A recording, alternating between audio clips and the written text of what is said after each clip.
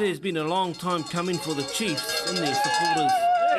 Has it been worth the wait? Oh, all the time, bro. It's better than waiting next year. Bro, we're here this year, eh? We're going to have smoked shark tonight.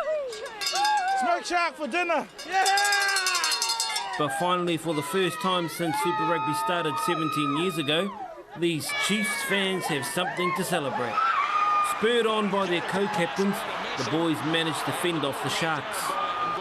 Boys had at that final whistle, and I think it's just a lot of hard work has really paid off, and we set the goal right at the start of the season, and it's great to accomplish it. Chiefs coach Dave Rennie has become the first debutant coach in 12 years to reach a Super Rugby final, but this win will go down as one of his career highlights.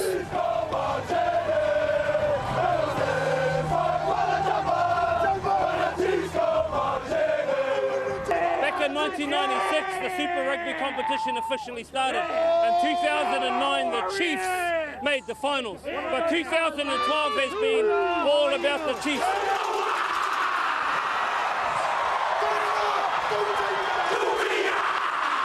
It was an awesome feeling for us to do the haka alongside with them, and it shows their true colours about how they felt about this whānau, you know.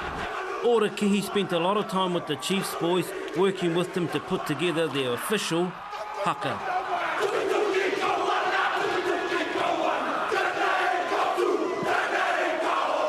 We wanted to be known as the Chiefs winning this for their whānau, ahakoa no whia rātou, for the people of Tonga and Samoa, and everybody was involved in it, but also for the haukainga